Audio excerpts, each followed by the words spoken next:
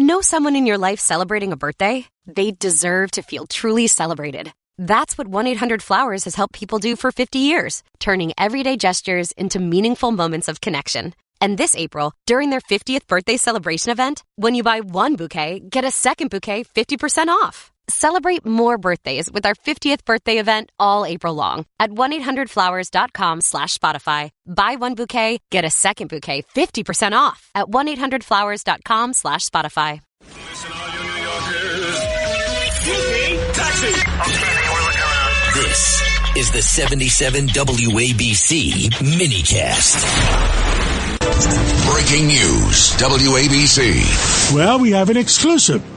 With us today is Eylon Levy calling in from Israel right now, and we're getting an update. Eylon was the government spokesman, the former government spokesman from Israel during the Gaza war till March of 2024. And Eylon, well, right now we got a blockade. Can you give us an update of what the heck is going on? A brilliant masterstroke by the United States after the Iranians played their one card, the one leverage they had over the United States, blocking the Strait of Hormuz. The United States now imposing a counter-blockade on any ships leaving from Iranian ports. Now, let's not underestimate what enormous economic damage this can do to the Islamic Republic of Iran.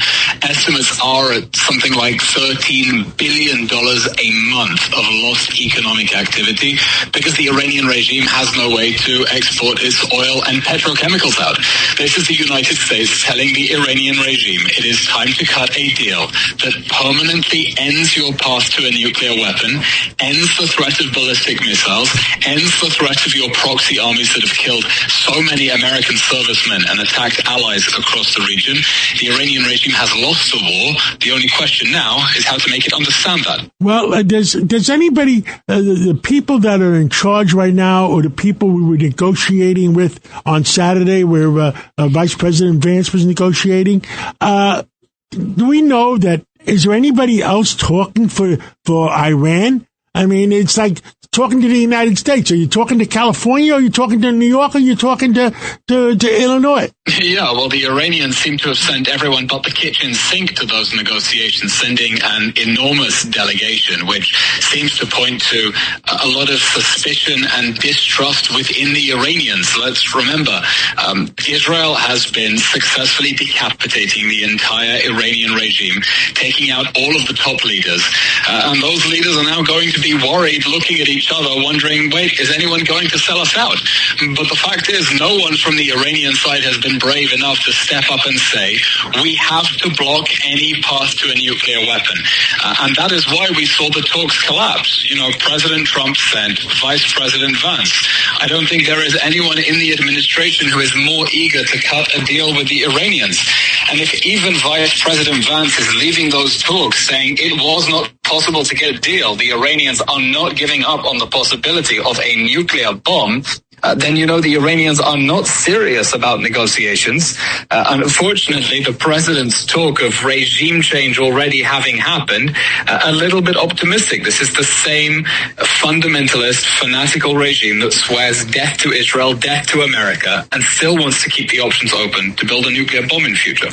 And it's not negotiable. I mean, I would say almost every country in the world says it's a non-negotiable item. We cannot trust the current leadership of Iran with the nuclear bombs. Look what happened during the Biden administration, and I hate to bring that up again, is that when Biden gave them $100 oil and they made so much money, they gave the money to the Houthis and the Hezbollah and the Hamas. I mean, what are they going to do? Give them the bombs too? I mean, that way they can blame them instead of blaming themselves? Yeah, the Iranian regime has been arming its proxy armies throughout the region with the sorts of ballistic missiles that only major armies have, right? This is a regime that has no fear about giving deadly weapons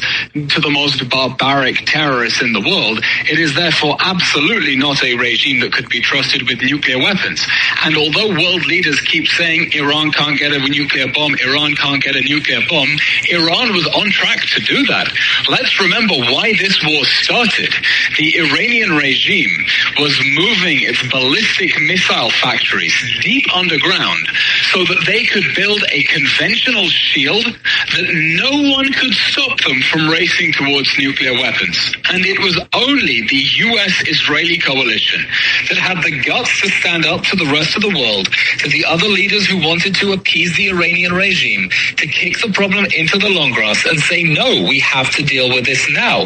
Iran cannot be allowed to get nuclear weapons, and it's good to see the United States sticking to its guns. I agree with you. The last question, Eylon, I see that you have a little bit of a British accent. Are you disappointed in the attitude of some of the NATO countries? The NATO countries' response, and in particular the UK, has been worse than pathetic. They have been consistently trying to appease the Iranian regime, pushing for a deal that would enable the Iranians to continue building ballistic missiles. And let me remind you, the last State of the Union address, President Trump said they were working on ballistic missiles that could reach the United States. They need to step up, increase their spending on defense, realize the Iranian regime is weaker than it has ever been, and it is their interest to make sure that the Iranian regime is contained and eventually brought down, and not hide behind the United States and Israel doing their dirty work for them when they know they are benefiting from the United States and Israel taking out a regime with ballistic missiles that can reach their citizens too. Eylon Levy, I want to thank you for all the work you've done, and you're the former spokesman of the Israeli government, and thank you, and our coalition is, we trust each other, and all the Arab nations are with us too. And I'm very, very disappointed. The American people are disappointed in NATO. They're definitely behind us while we're doing their dirty work together. Thank you so much, and let's catch up again real soon. Wow, really great conversation. Thank you so much, John. And hearing right from Israel, I love that he stayed up to pass the message. And Norm Seabrook, as we're sitting here talking, you got a podcast. I love this. It's called Hard Truths. And I love the fact, because there's some hard truths right now to tell. Yes, there is. There absolutely is. And I thank WABC Red Apple for allowing me to do the show from here. And we're going to just keep educating people on what's important in the public eye. Yeah, and focus. Like not closing Rikers, right? Absolutely. That's a good hard truth. We'll start with that one, right? Absolutely. Norm, it's been great to have you. What do we stand for? Truth, justice, and the American way. God bless you. God bless New York and America. Roger Stone here. Every day you wait, your money loses value, but gold and silver don't follow those same rules. American Sovereign Bullion gives you access to a nationwide wholesaler network, helping you secure aggressive pricing on real physical metals. Call 844-272-2428 now to get your free gold and silver guide to learn how to protect your wealth with physical gold and silver, delivered right to your door or with a gold IRA. Visit ASBGold.com. That's ASBGold.com for your free gold and silver guide today.